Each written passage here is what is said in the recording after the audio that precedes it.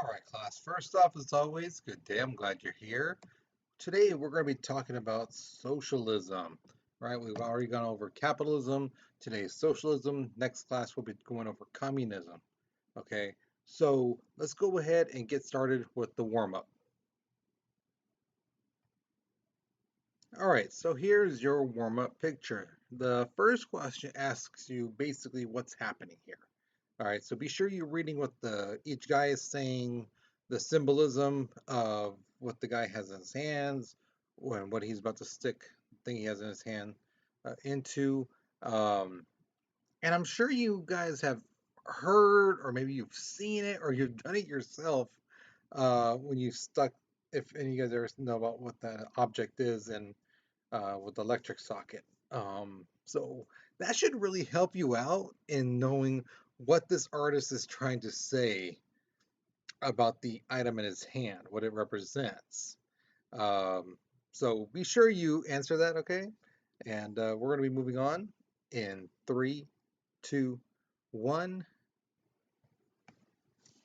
All right, so last class, some of you guys were asking about the voting and if you have a record or not, things like that. Could you still vote? Well, here's the thing. Under the 15th Amendment, it says that you cannot be denied the vote based off your race. You know, the 20th Amendment says based off your sex. So it doesn't mean if you're man, woman, you're bi, or whatever, you cannot be denied the right to vote. You know, if you are legal age, you've registered, and in some states, if you are not in prison. Okay, now I say some states because each state has different laws regarding people who've been convicted of crimes. Now, Maine and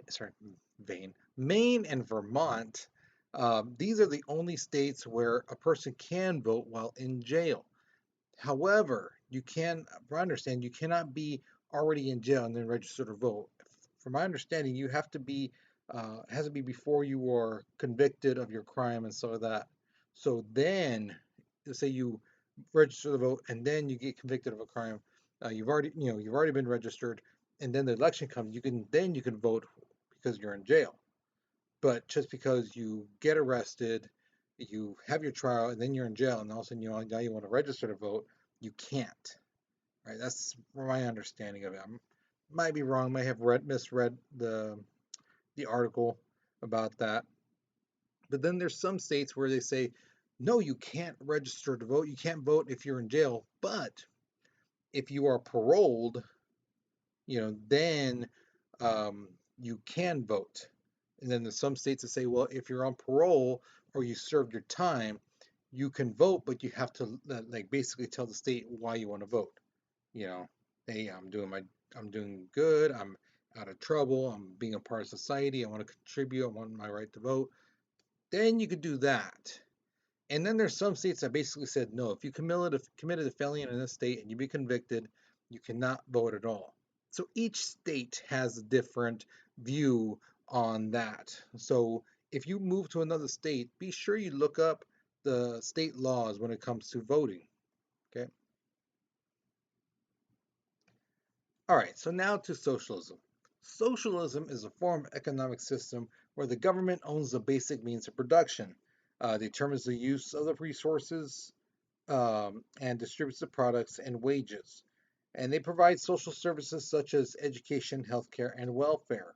Okay, so the basic stuff, electricity, the water, so that they control, um, and we, the people, we would receive free education, free healthcare, and welfare as well.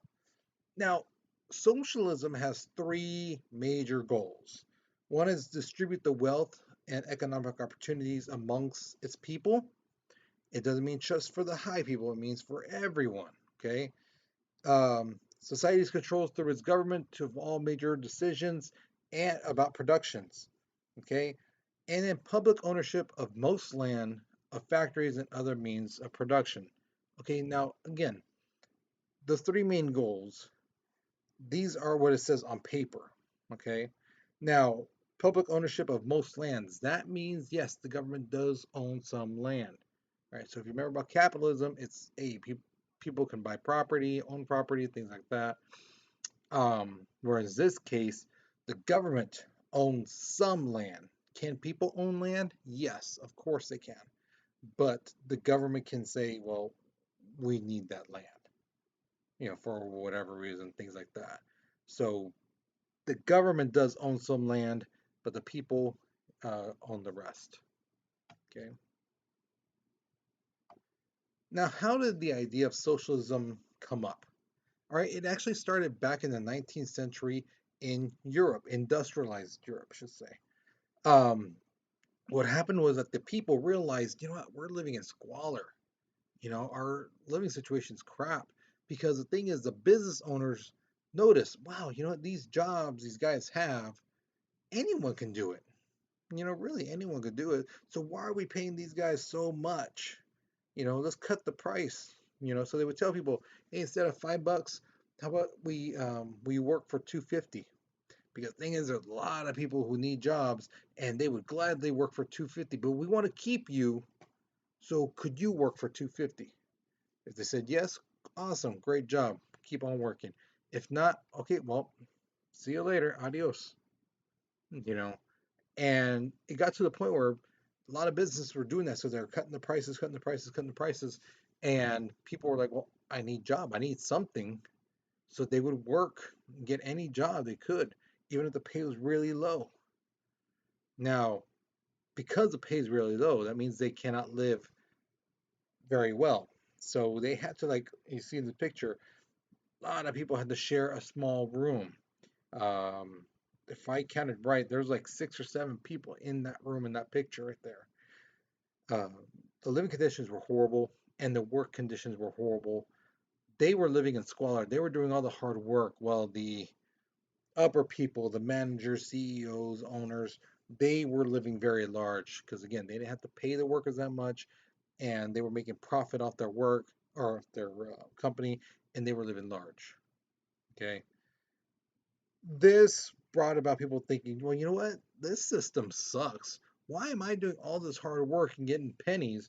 Well, these top people, CEOs, are comfy in their offices and writing paper, writing those signatures and stuff like that, and they're making you know 10, 100 times more money, much money as me.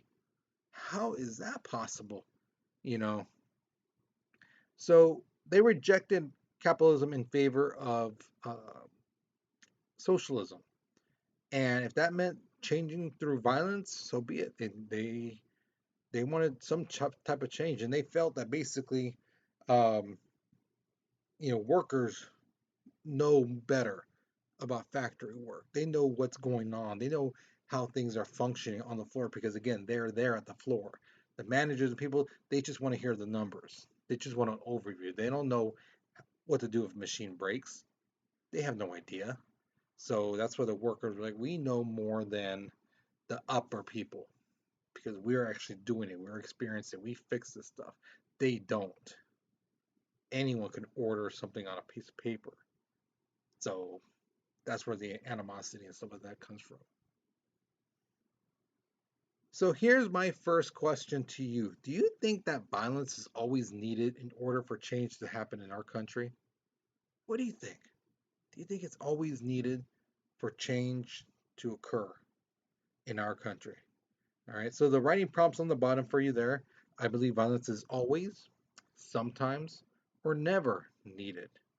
And explain your reasoning. Why do you feel this way? Whether it's always, sometimes, or never.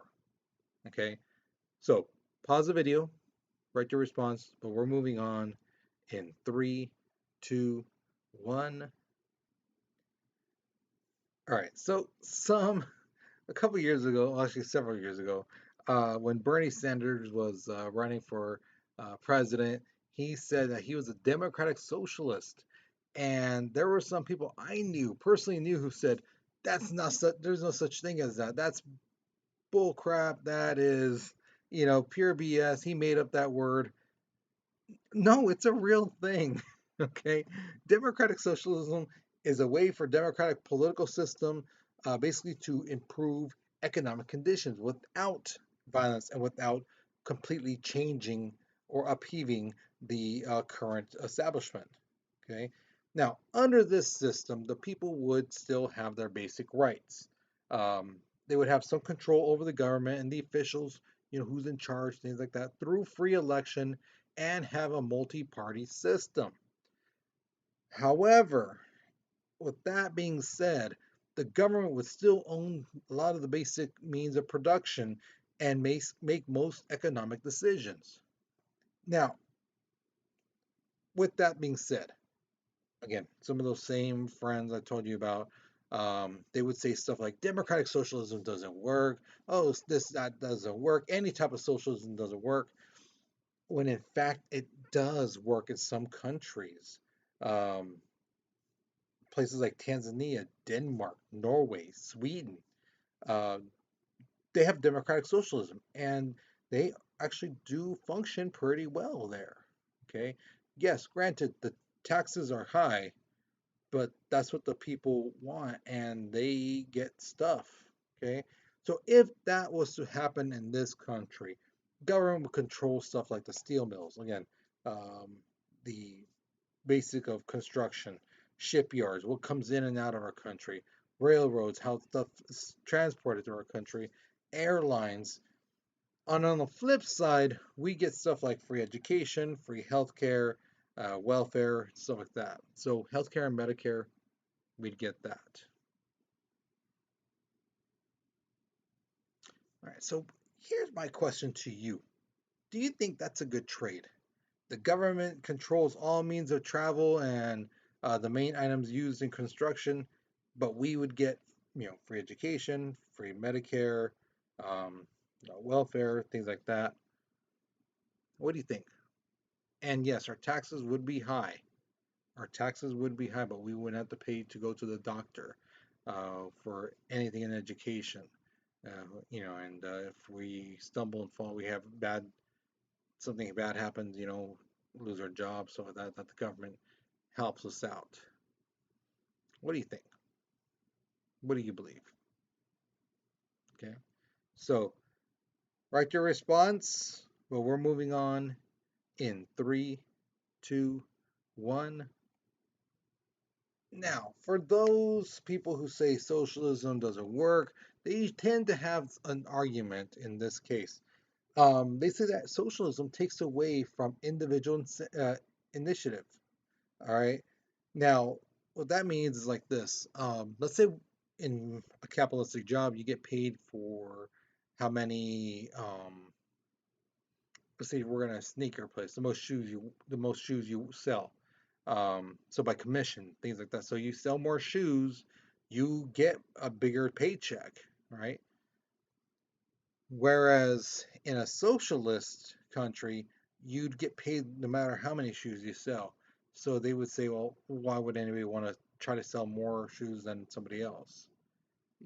There's no incentive in it, there's no initiative to try to sell more.